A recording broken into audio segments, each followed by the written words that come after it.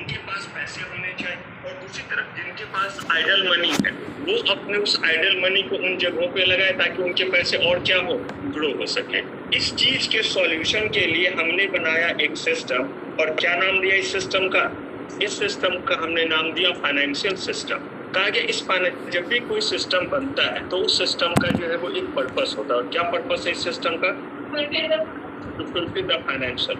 और जब भी कोई सिस्टम बनता है तो उसमें बड़े सारे क्या होते हैं, कंपोनेंट होते हैं। इसमें से कुछ मेजर कंपोनेंट होते हैं। बच्चे आप भी इस साइड बैठे ताकि मैं आपको भी देख सकता हूँ, सिर्फ आपके लिए मुझे अगर सुनना।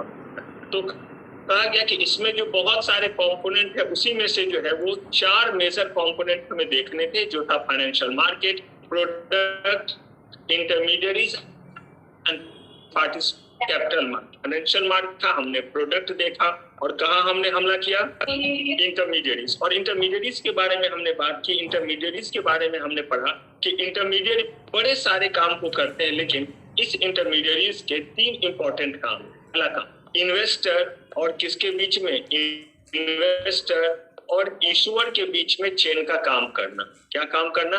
चेन का काम करना, मतलब बिचौलिए का काम करना, दोनों को मिलाना। दूसरा, इन्वेस्टर को जो है वो क्या करना, एडवाइस देना, या इनको हेल्प करना, या इनको फैसिलिटेट करना। तीसरा, ईश्वर को एडवाइस करना, ईश्वर को फैसिलिटेट करना। ईश्वर को कैसे फैसिलिटेट करेंगे कि आप कौन सा वाला इंस्ट्रूमेंट इशू करो, शेयर करो, डिवेंचर करो, प्रेफरेंशियल शेयर करो, किस तरह का और कितने दिनों में करो, या कोई हाइब्रिड इंस्ट्रूमेंट इशू करो। साथ ही साथ ईश्वर को तो बता दिया, लेकिन इन्वेस्टर को क्या बताएंगे कि आपका रिस्क लेने का एपेटाइट क्या है, आप कितने दिन के लिए पैसे को ब्लॉक करना चाहते हैं। इन सब के बेसिस पे ये इनको बताएंगे कि आपको पैसे कहाँ कहाँ क्या करना चाहिए, लगाना चाहिए, इन्वेस्ट करना चाहिए। तो इनके 3 मेजर काम, एक चेन की तरह काम करना इन्वेस्टर और ईश्वर के बीच में। एक काम हुआ कि एक तरह से एडवाइस देना, कंसल्टेंट का काम करना, किसके लिए, एडवाइस ईश्वर के लिए और इन्वेस्टर के लिए। तो ये 3 तरह के ये काम करेंगे। कुछ ऐसे भी हो सकते हैं जो बोलेंगे हम ज्यादा काबिल है, ज्यादा होनहार, ज्यादा जो है वो तरह के काम कर सकते हैं, हम ईश्वर को भी एडवाइस देने में कैपेबल हैं, और इन्वेस्टर को बोलेंगे वेरी गुड, आप दोनों कंप्लायंसेस फुलफिल कीजिए, हम दोनों के तरह का लाइसेंस दे देंगे। कुछ कहेगा कि मैं उनके बीच में चेन का काम भी कर सकता हूँ, और साथ ही साथ जो है मैं ईश्वर को जो है वो फैसिलिटेट कर सकता हूँ, उनको एडवाइस दे सकता हूँ। का बिल्कुल आप कर सकते हैं। तो अगर मल्टीपल काम भी कोई करना चाहे तो करेंगे, लेकिन अगर चूंकि इनकी एक्सेसिबिलिटी मार्केट में दी हुई है, तो मैंने आपको बताया था फ्रॉड वही कर सकता है जिसके पास कहीं पहुंचने का रीच।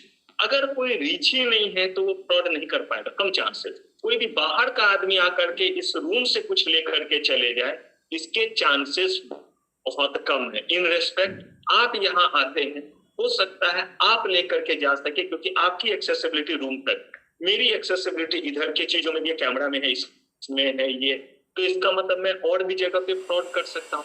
ठीक वैसे ही बोला कि ये इंटरमीडियरीज को आपने रीच दिया हुआ है ना मार्केट में, तो इनके लिए जो है वो शिकंजा कसना भी क्या है, जरूरी है, कंट्रोल करना।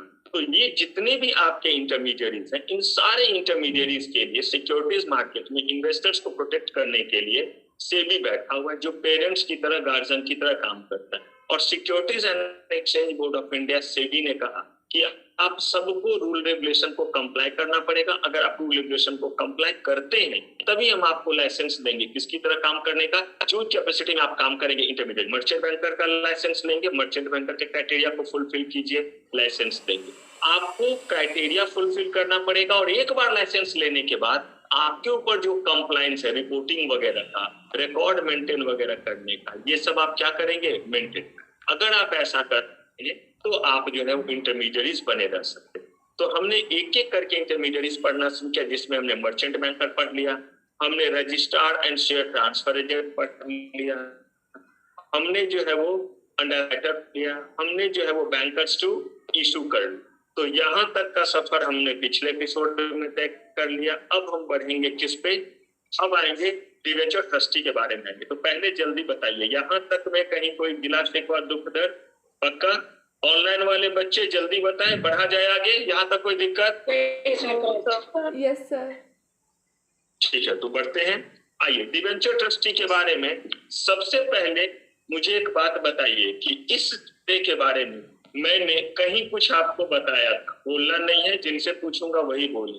आपको बताना है कि डिवेंचर ट्रस्टी के बारे में मैंने अपनी जुबान कब खोली थी, या डिवेंचर ट्रस्टी के बारे में कब मैंने भौंका, जो भी आपको ठीक लगता, और वो चीज जो है वो किस टॉपिक में बताया था, सबसे पहले तो किस चैप्टर में, फिर किस टॉपिक में, और उसके बाद उसके बारे में क्या बताया। बचपन में पढ़ते थे ना, किसने कहा था, किससे कहा था, कब कहा था और क्यों कहा था, नहीं कहता था पैराग्राफ वगैरह में, हिंदी वगैरह में छोटे क्लास में रहता था, या आप लोग डायरेक्टली सीएस में पहुंच गए, क्या क्लास 1 से पढ़ते पढ़ते पहुंचे होंगे। तो अब आपको यहाँ बताना है कि डिवेंचर ट्रस्टी के बारे में हम लोगों ने कि जो है वो चैप्टर में जिक्र किया, कौन से में जिक्र किया, और उसमें क्या हमने पढ़ा। 30 सेकेंड आपके पास सोचने के लिए, आपका सोचने का समय शुरू होता है अब। जिनको याद आ गया वो हाथ उठा दीजिएगा कि सर मेरे पास आंसर है। जिसको जिस समय आप लोग बच्चे में देख गया था क्लास में रखे हुए करके, या उसे देख रहे हैं, समझ में आ रहा है, देख रहे तो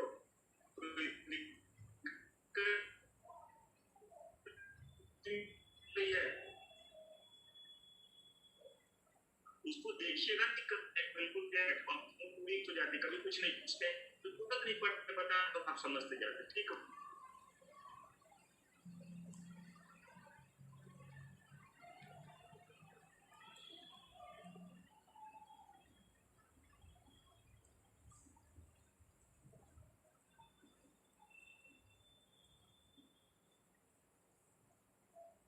ऐसा हो तो पूछेंगे क्लास के बाद।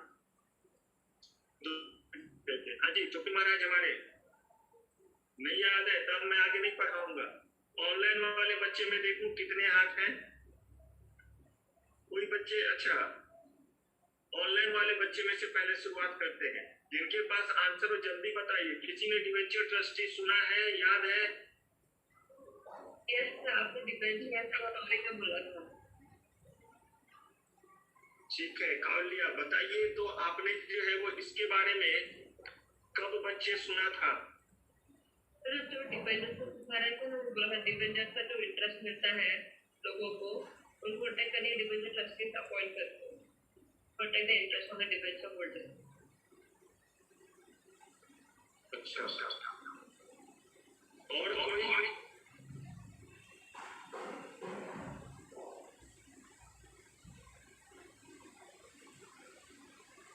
अब इधर देखते हैं, बताइए पर्पल, पर्पल इधर जो यहाँ से देख रहे हैं अप्रोक्सीमेट पर कम है।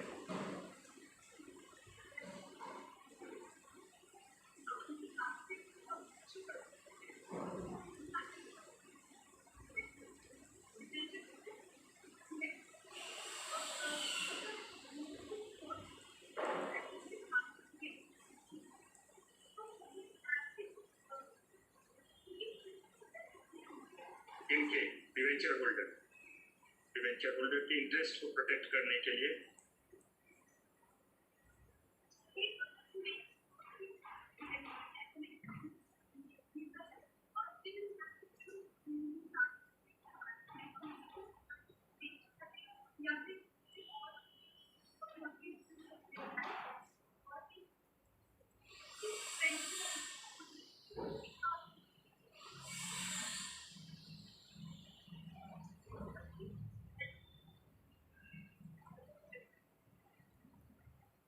मुझे टू द पॉइंट 3 उसके चीज चाहिए कि डिवेंचर ट्रस्टी के 3 मेजर काम थे। एक आपने बताया उनके इंटरेस्ट को प्रोटेक्ट करना, दूसरा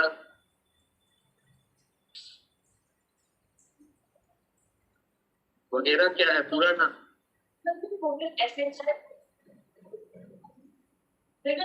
सारे तो डिवेंचर को हो रहे होते हैं, पूरे मूवी जितना भी अमाउंट इंटरेस्ट है वो इंटरेस्ट के इनकम के लिए एक चार्जिंग ऐसे क्रिएट पे करने के लिए नहीं बच्चे, उसको सिक्योर करने के लिए गारंटी के तौर पे चार्ज क्रिएट करते हैं, ठीक है।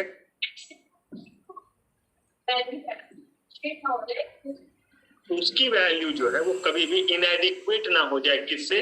आपके जो है वो जितने आपने जो है वो डिवेंचर इशू किया। तो देखिए एक काम हो गया उनके प्रिंसिपल अमाउंट के बारे में आप लोग बात नहीं कर रहे। उनके जो रिडम्पशन के समय में उन्हें प्रिंसिपल अमाउंट मिल सके, जो मेन पैसा दिया वो भी तो एक कंसर्न था, एक वो। दूसरा क्या, उनको इंटरेस्ट समय से मिले, और तीसरा हुआ कि जिन चीजों पे चार्ज क्रिएट हुआ है उन चीजों का वैल्यू हमेशा एडिक्वेट रहे। इस चीज के सारे बुक बंद कर दीजिए, किसी बुक की रिक्वायरमेंट नहीं। क्या एडिक्वेट का मतलब हुआ, वो बच्चे आपने नहीं पढ़ा है इसीलिए। एडिक्वेट का मतलब है कि अगर मान लीजिए कि कंपनी ने 1 करोड़ का जो है वो डिवेंचर इशू किया और 10 करोड़ के जो है वो प्रॉपर्टी पे चार्ज क्रिएट किया कि अगर मैंने समय पे पैसे नहीं दिए तो मेरी इस प्रॉपर्टी को, प्लांट मशीनरी, लैंड, बिल्डिंग को बेच दिया। उस समय तो ठीक था, लेकिन 1 साल बीता, उस पर 50% का डेप्रिसिएशन। तो जिन चीज की कीमत 1 करोड़ थी वो तो आप 10 करोड़ का जो प्लांट मशीन, आपका जो प्रॉपर्टी था वो तो 5 करोड़ का हो गया। 1 साल के बाद सेकेंड ईयर में उसकी वैल्यू कितनी हो गई? 2.5। यहाँ तक कोई दिक्कत नहीं। फिर इसके बाद 1.25, यहाँ तक भी दिक्कत नहीं क्योंकि 1 करोड़ रुपए का डिवेंचर इशू हुआ था। लेकिन अगर इससे कम होगा तो ऐसे केस में इसका जब 50% होगा तो ये 62 के आसपास पहुंच गया, नहीं हो गया 65 के आसपास। कह रहे अगर ऐसा हो गया तो 1 करोड़ के चीज के लिए हमारे पास जो प्लांट मशीनरी है उसकी कीमत जो है वो 65,000 रुपए है, 65 लाख रुपए है। तो भला हम 1 करोड़ की चीज को कैसे प्रोटेक्ट कर पाए? तो उस केस में चिल्लाना शुरू करेगा और बोलेगा जल्दी से कोई और चीज पे क्या करो, चार्ज क्रिएट करो। तो ये मेजर काम है, इतने ही काम नहीं, ये मेजर काम है। और डिवेंचर ट्रस्टी बीच बीच में क्या करते हैं, पोजीशन बताते रहते हैं डिवेंचर होल्डर को, तो भैया ऑल इज वेल, सब कुछ सही चल रहा है। ये ऑलरेडी हमने पढ़ा था, कहाँ पे, जब हम लोग पढ़ रहे थे, प्रोडक्ट्स पढ़ रहे थे, जिसमें हम लोग कैपिटल मार्केट इंस्ट्रूमेंट नाम का जो चैप्टर हम लोग देख रहे थे, जिसमें हमने पढ़ा था डिवेंचर के बारे में। ठीक है, अब इसी चीज को थोड़ा डिटेल में यहाँ बताया। और याद कीजिए वहां भी मैंने आपको कहा था कि जिस दिन मैं आपको इंटरमीडिएरीज पढ़ाऊंगा उस दिन भी इस चीज को बताऊं, धमकाया था उस दिन भी, और उस दिन भी पूछूंगा कि कहाँ इसको हमने क्या किया था, पढ़ा था। तो वही शुभ दिन आ गया है जब हम इसको यहाँ से आगे जो है वो क्या कर रहे हैं, कैरी कर। इसीलिए कुछ चीजों को पिछले चीज से लिंक किया जाए। जैसे देखिएगा अभी आप पढ़े ना मर्चेंट बैंकर, पब्लिक इशू पढ़ाने लगूंगा, फटाक से नाम आ जाएगा मर्चेंट, फटाक से नाम आ जाएगा अंडरराइटर। और यही अगर इधर से गायब रहेगा तो आपको कंफर्ट जो नहीं मिलेगा। भाई कोई रॉकेट साइंस नहीं पढ़ा रहा हूँ, समझ में सब आएगा, लेकिन वो मजा और वाव फैक्टर नहीं आएगा। जैसे अभी तक कहानी बनाते आ रहे हैं ना, कहानी में सब चलता जा रहा है कि फाइनेंशियल सिस्टम के 4 कंपोनेंट थे, तो एक पढ़ लिया, दूसरा पढ़ लिया, इसीलिए तीसरे को पढ़ रहे हैं, फिर चौथे को पढ़ेंगे। उसी में फाइनेंशियल मार्केट हमारा जो है, उसी का जो है वो एक सेगमेंट जो है सेकेंडरी और प्राइमरी मार्केट। देखिएगा जिस दिन शुरू करूंगा सेकेंडरी मार्केट, कितना कंफर्ट जोन लगेगा। अच्छा, इसीलिए स्टॉक एक्सचेंज पढ़ रहे हैं, इसीलिए आज जो है प्राइमरी मार्केट पढ़ रहे हैं। तो वैसे ही यहाँ पे अब हम पढ़ रहे हैं डिवेंचर ट्रस्टी के बारे में डिटेल में। कहा कि क्या कोई भी बंदा मुंह उठा करके आएगा और डिवेंचर ट्रस्टी बन जाएगा? कहा कि जब सेबी ने एक जिम्मेदारी दी, किसके ऊपर, डिवेंचर ट्रस्टी के ऊपर, कि डिवेंचर होल्डर्स के जो भी पैसे हैं, प्रिंसिपल अमाउंट, वो सुरक्षित रहे, इनका इंटरेस्ट समय पे मिले, और जिन चीजों पे चार्ज क्रिएटेड है उनकी वैल्यू कम ना हो, वो हमेशा एडिक्वेट बना रहे, उनकी वैल्यू कम ना हो, ताकि अगर कंपनी ने कुछ ऊंच नीच कर दी तो क्या करेंगे, ऐसे केस में उस चीज को बेचेंगे और पैसे रिकवर करेंगे। पता चला बेचने जा रहे हैं, उसी का वैल्यू आधा हो गया है, तो क्या फायदा चार्ज क्रिएट करके ऐसे चीजों पे। तो इन्हीं चीजों के लिए आपने किसी समझदार बंदे को अपॉइंट करना है। अब वो समझदार किसके अकॉर्डिंग? तो सेबी ने बोला कि आप जो है वो डिवेंचर ट्रस्टी रेगुलेशन, फिर सेबी इधर लगा दिया, इधर क्या लगा दिया, रेगुलेशन, और इसको मैंने पहले ही क्या बोला हुआ है, इग्नोर। तो सेबी डिवेंचर ट्रस्टी रेगुलेशन के अकॉर्डिंग इन्होंने क्राइटेरिया बना दिया और इनके ऊपर भी कंप्लायंस बना दिया। कहते हैं ना कि बिल्ली को अगर दूध की रखवाली दे दी तो कितना भरोसा करे, कहीं ऐसा ना हो कि ये डिवेंचर ट्रस्टी खुद जो है वो कंपनी वाले के साथ मिल जाए। पॉसिबल, पैसा भी कंपनी दे रहा है और शिकायत और चुगली भी किसकी करनी है, कंपनी की ही तो करनी है। सेबी को बीच बीच में रिपोर्ट बना करके देना है कि देखिए ये वाला इस बार का जो है वो इंटरेस्ट नहीं मिला है, फट से चुगली कर देंगे। सेबी जो बोलेंगे चल दिला इनका, तुरंत ये बोलेंगे कि या तो दो, नहीं तो बेचेंगे चीजों को, बोलेंगे 10 दिन का समय, रीजनेबल टाइम ये दे देते, ठीक है। लेकिन सेबी को इंटीमेट कर देंगे कि हमने जो है गुड फेथ में 10 डेज का टाइम दिया है, लेकिन जो है ये गड़बड़ कर चुके, 10 दिन बीत गया और अभी तक इंटरेस्ट इनको नहीं मिला। सेबी बोलेंगे अलर्ट रहो, 10 दिन के तुरंत बाद जो है वो शुरू करो उनके किसी प्रोडक्ट को, और अगर प्रोडक्ट अलग किया जा सकता है जिसपे चार्ज क्रिएटेड है तो छोटा किसी चीज को बेचो और इनका क्या करो, इंटरेस्ट तो कम से कम पे करो। प्रिंसिपल अमाउंट का समय देखेंगे, प्रिंसिपल अमाउंट के बारे में रिडम्पशन के समय में। ठीक है,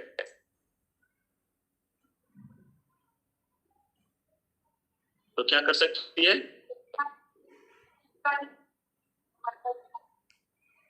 ऐसे अगर करेगी तो मुक्के ना मारेगी सेबी। ओवरलैप करने का मतलब देखिए, एक चीज मुझे बताइए, कोई बच्चा जो है अपने माँ पापा के साथ नालायकी कर सकता है या नहीं? बहुत सारे ने किया भी, लेकिन इन जनरल तो हम क्या बोलते हैं? नहीं, इन जनरल नहीं। लेकिन अगर किया तो मम्मी पापा जो है मुक्के बरसाते हैं या नहीं? ठीक वैसे ही मैंने सेबी को बार बार बोला, इन्वेस्टर्स के प्रोटेक्शन के लिए आप रूल रेगुलेशन को कंप्लाई नहीं करेंगे तो क्या होगा? मुझे एक चीज बताइए, तभी तो रेगुलेशन बनाया है। अगर कोई रूल नहीं तो कॉन्ट्रावेंशन कैसा? चोरी करना ऑफेंस नहीं होता। अगर इंडियन पिनल कोड में लिखा रहता कि चोरी करना, पढ़ना क्या ऑफेंस है? नो। लेकिन अगर किसी जगह आप तालिबान के शासन में जाएंगे, लिखा हुआ है कि अगर गर्ल्स यहाँ पे जाती तो इसको क्या माना जाता है? ऑफेंस माना जाता है। तो मुझे एक चीज बताइए, रूल को नहीं मानना ही तो ऑफेंस है। हमारे देश में नहीं है वो ऑफेंस, लेकिन अगर कहीं उस चीज को लिख दिया गया तो उसको नहीं मानना क्या हो गया? ऑफेंस हो गया। तो कॉन्ट्रावेंशन तभी ना जब कोई क्या बना हुआ हो, जब कोई रूल बना। तो यहाँ पे इन्होंने बोला कि इस रूल को मानेंगे। सबसे पहले आप एक होनहार पर्सन होंगे, और हम बताते हैं होनहार का मतलब क्या हुआ। तो इन्होंने कहा भाई होनहार का मतलब नेटवर्क कम से कम कितना होना चाहिए? देखिए, जिसको रखवाली करने के लिए रखा है उसका कद भी तो कुछ लायक का होना चाहिए। किसी को जिम्मेदारी अपने मकान का दे करके जाते, उसी को जिसका अपना मकान होता है, गाड़ी है, उनके जो है वो फैमिली में लोग हैं, तब आप उस पर रिलाई करते हैं। अगर कोई एक बैचलर रहे और पता चला रेंट पे रह रहा है, कभी उसको अपने घर का चाबी या कुछ दे करके आप नहीं जाएंगे। अगर आपका अपना बड़ा सा मकान है तो आप भी वैसे ही हस्ती को दे करके जाएंगे जो उसी तरह का क्या हो, स्टैंडर्ड वाला। ये तो नॉर्मल प्रोटोकॉल। तो कहा भाई कि इनका नेटवर्क कम से कम कितना होना चाहिए? अगर किसी पर्सन का 2 करोड़ नेटवर्थ है तभी वो मुंह उठा करके आएगा और बोलेगा हुजूर इसको, सेबी को, मुझे जो है वो डिवेंचर ट्रस्टी का लाइसेंस दे दो। तो सेबी और भी क्राइटेरिया देखेगी, सिर्फ यही नहीं है कि इतने पे दे देगी। लेकिन ये प्राइमरी क्राइटेरिया हुआ कि पहले 2 करोड़ का नेटवर्थ ही नहीं है तो मुंह उठा करके आएंगे। जैसे बहुत जोर का मुक्का मारूंगा, मैंने पहले बताया था नेटवर्थ आपका जो है वो मैंने बोला है कि अकाउंट में आपने पढ़ा होगा, और नेटवर्थ बच्चे हर जगह बदलता है। लेकिन यहाँ पे इन जनरल नेटवर्थ में एक बता रहा हूँ, नेटवर्थ हर जगह कुछ प्लस और कुछ क्या होता है, माइनस। लेकिन इन जनरल मैंने क्या बताया था, paid up capital plus all kind of reserves and surplus, सबको ऐड कर दिया, उसमें से माइनस कर दीजिए अपनी लायबिलिटी को। किस चीज को? साथ ही साथ कंटिंजेंट लायबिलिटी को। और कंटिंजेंट लायबिलिटी उस लायबिलिटी को कहते हैं जो लायबिलिटी अभी क्रिएट नहीं हुआ है लेकिन क्रिएट हो सकता है। जैसे एक आप जो है वो एंटिटी है, आपके यहाँ जो है वो लेबर ने जो है वो केस फाइल किया है कि लेबर का जो है वो सैलरी या लेबर का बोनस अमाउंट, लेबर का प्रोविडेंट फंड का 1 करोड़ रुपया बचा हुआ है जो आपने उन्हें नहीं दिया है। अगर कोर्ट उनके फेवर में फैसला सुना देगी तो ये 1 करोड़ देना पड़ेगा या नहीं? तो पहले आप अपने पेड अप कैपिटल जितने रिजर्व सरप्लस है उसको ऐड कीजिए और माइनस कर दीजिए उसमें से किस चीज को, लायबिलिटी में इस महीने का सैलरी है, इनकम टैक्स जाएगा, जो जो इस महीने जाना कर दिया माइनस। और उसके बाद क्या और माइनस कर दीजिए, और उसके बाद जो फिगर बचा वो क्या बचा, नेटवर्क। ये इन जनरल है। कुछ जगहों पे इसी में माइनर एडिशन और माइनर क्या होता है, डिलीशन होता है। तो कम से कम कितना होना चाहिए? इसका मतलब इनका एसेट साइज जो है इनके लायबिलिटी से ज्यादा है ना, कम से कम। और वो कितने अमाउंट से? मिनिमम 2 करोड़ से जो है वो क्या है, ज्यादा है। कह रहे trustee of a trust deed for securing any issue of what, of a body corporate. Simple सी बात है, बॉडी कॉर्पोरेट के बाकी चीजों के लिए नहीं, किस चीज के लिए आ रहे हैं? डिवेंचर को जो है वो प्रोटेक्ट करने के लिए। प्रोटेक्ट करने का मतलब डिवेंचर होल्डर को प्रोटेक्ट करना, और प्रोटेक्ट करने का मतलब क्या प्रोटेक्ट करना, उनको कोई मुक्का न मारे इसलिए बचाना है। कहा कि नहीं, उनके 3 मेन बातों का ध्यान रखें। सबसे मेन तो हो गया कि उनका प्रिंसिपल अमाउंट सुरक्षित रहे। उन्होंने अगर 1 करोड़ रुपया लगाया है तो उनका 1 करोड़ जो आपने बोला 5 साल के लिए लगाया है तो 5 साल बाद उनके लिए 1 करोड़ मिल जाए। हर साल आपने बोला 10% का क्या देंगे, इंटरेस्ट, जो भी बोला 10 बोला 20 बोला, जो भी बोला है वो तो ऑफर डॉक्यूमेंट में लिखा होगा, तो वो हर साल उनको क्या होना चाहिए, मिलना चाहिए।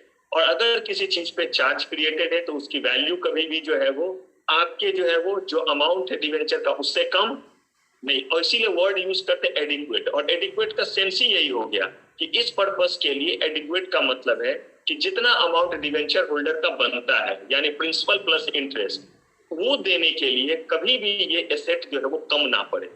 ऐसा ना हो कि इस एसेट को बेचने के लिए पता चला ये डिप्रिशिएट होकर के इसका वैल्यू इतना कम हो गया कि हम उनके पैसे ही नहीं दे पा रहे। क्लियर है ये बात? अब कहा कि ये जो हमारे डिवेंचर ट्रस्टी है, इसका जो है वो क्या क्या रिस्पॉन्सिबिलिटी, ध्यान से समझिएगा, इनकी रिस्पॉन्सिबिलिटी, ड्यूटी, सारे चीज हमें समझना है। तो रिस्पॉन्सिबिलिटी का मतलब क्या हुआ? जो इन्हें करना होगा, इनकी जिम्मेदारी एज बीइंग डिवेंचर ट्रस्टी। मजे से सिर्फ आप पैसे नहीं लेंगे कंपनी से और ऐश नहीं करेंगे, बल्कि आपके कुछ काम भी दिए, और वो है call for periodical report from the body corporate that's an issuer of debenture.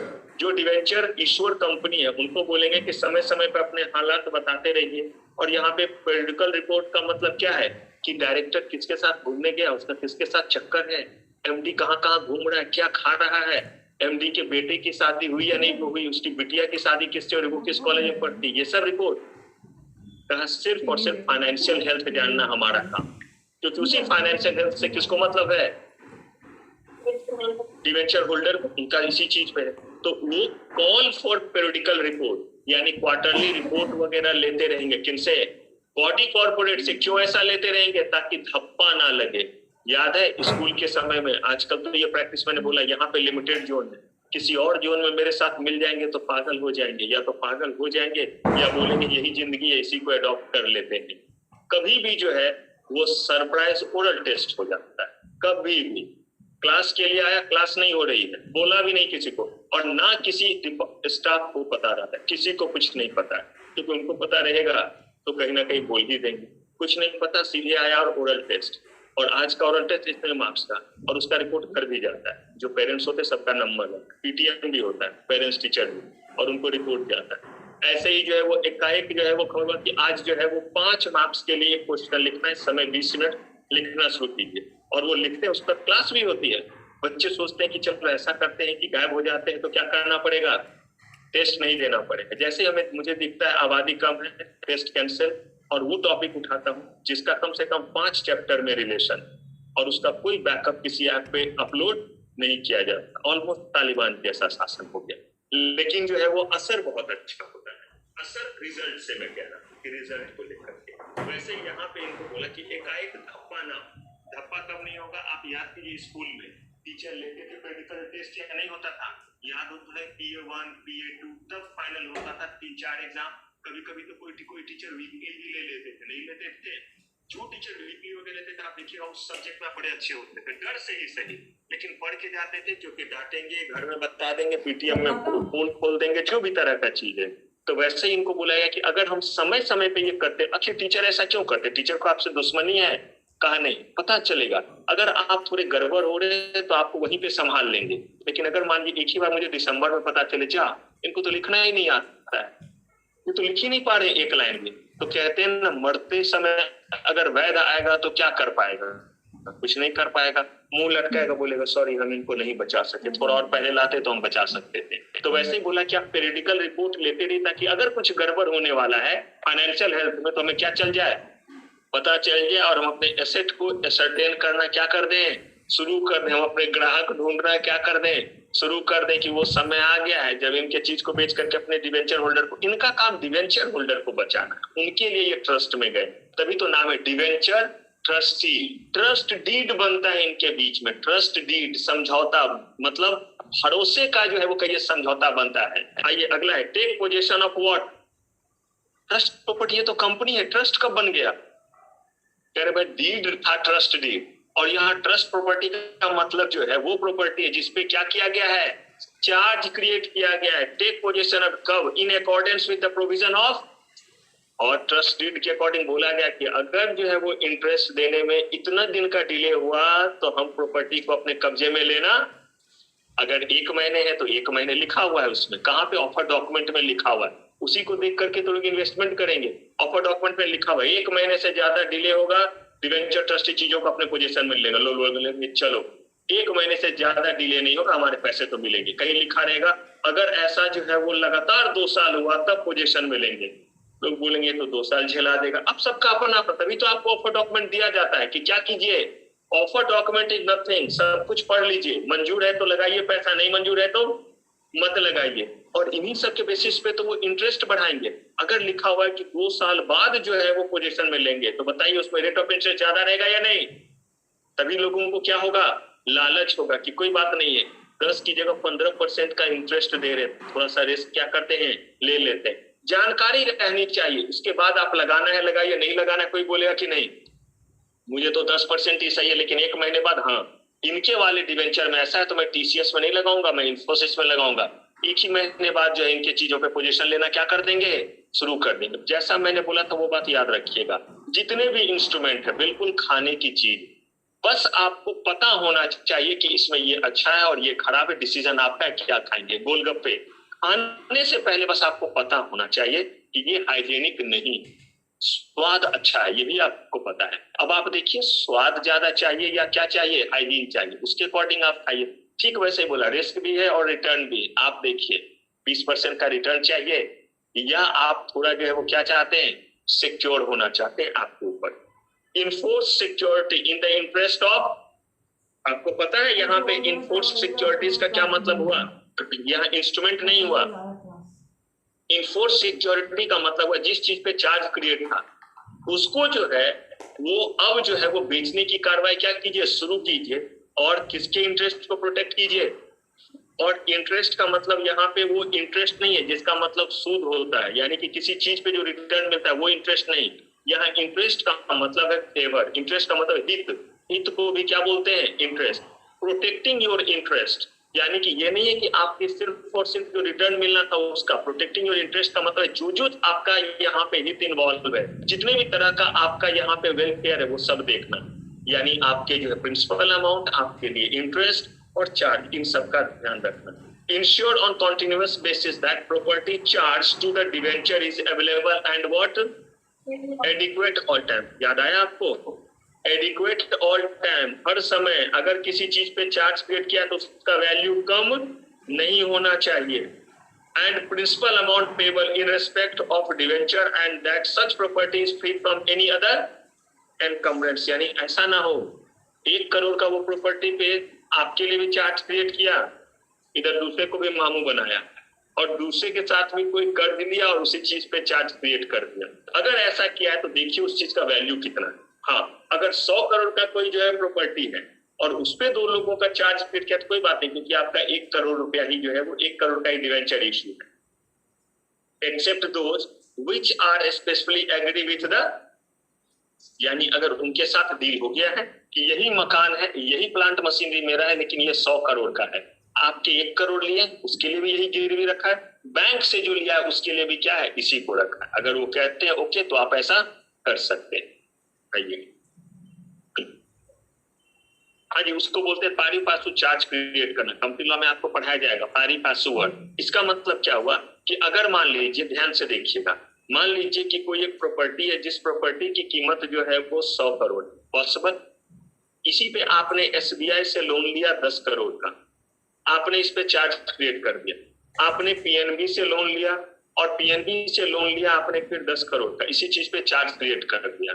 आपने फिर जो है वो डिवेंचर इशू किया है 10 करोड़ का और इसी पे जो है वो चार्ज क्रिएट कर दिया, पॉसिबल है, क्योंकि इसकी कीमत 30 करोड़ टोटल आपकी लायबिलिटी हो गई और इसकी कीमत कितनी है, 100 करोड़।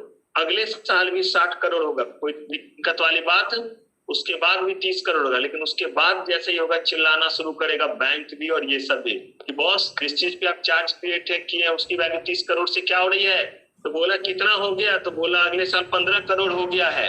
तो इसको एसबीआई को इन्होंने बोला तो आप क्यों मरे जा रहे हैं, आपका तो 10 ही करोड़ है। पीएनबी ने बोला तो इसको भी यही बोला, आप क्यों मरे जा रहे हैं, आपसे कितना लिया है। यही डिवेंचर ट्रस्टी ने बोला तो इसको भी बोला आप क्यों मरे जा रहे हैं, आपके 10 करोड़ है। तो बोला कि आप अपने आप को ज्यादा शाने ना समझे और मामू बनाने की कोशिश ना करें, मेरे जरूर है, लेकिन उसमें से जब आप बेचेंगे तो सिर्फ मैं ही नहीं ले पाऊंगा।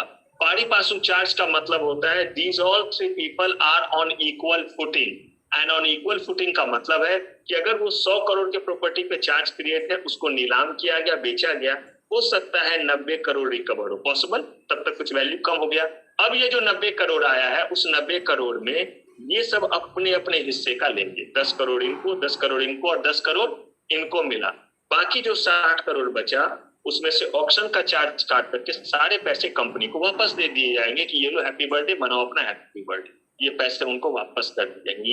लेकिन ध्यान से सुनिए, अगर प्राइस डेप्रिशिएट होता गया और आप लोगों ने ध्यान नहीं दिया, और कौन है आप लोग एसबीआई हैं, पीएनबी हैं या डिवेंचर ट्रस्टी हैं, नहीं ध्यान गया, चिल्लम चिल्ली नहीं किया, आराम से जो है मौसम अच्छा था, चाट पकौड़े खा के मस्त थे घर में, कहा अगर ऐसा था तो ऐसे केस में 15 करोड़ रुपए रिकवर हो पाए। किससे?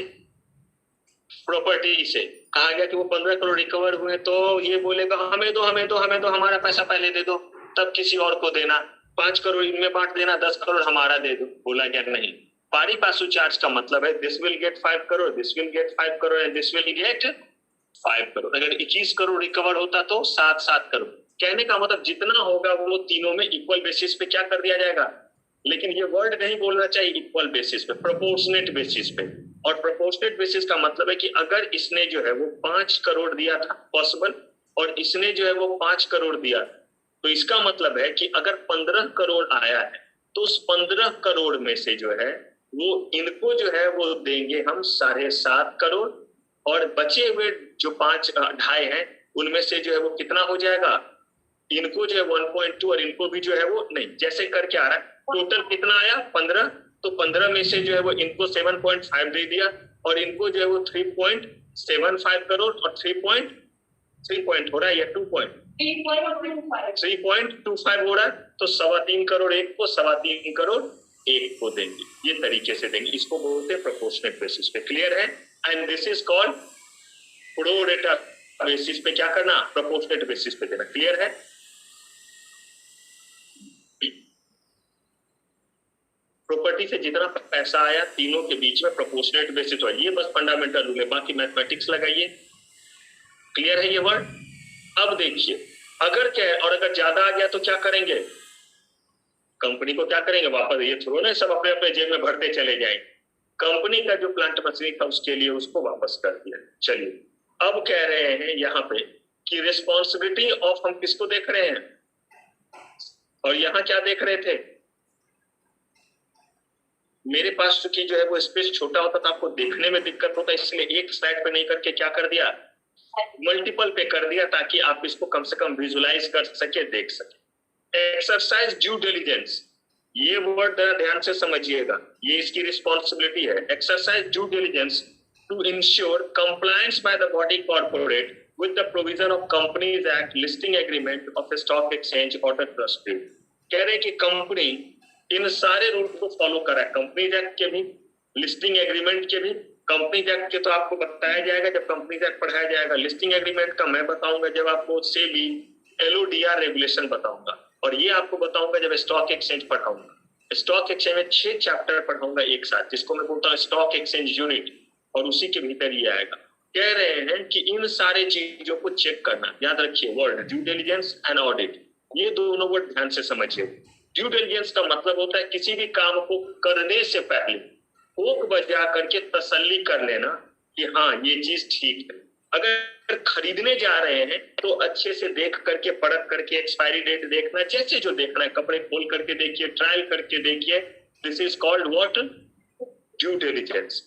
कपड़े खरीद करके आ गए, तब जो है जिस फ्रेंड ने नहीं खरीदा है वो फ्रेंड उसमें ढूंढेगा खामी, क्योंकि वो तो नहीं ले पाया सेल में। आपको सेल का पता था, आपने सेल में जो है वो 2000 का चीज 500 में ले लिया।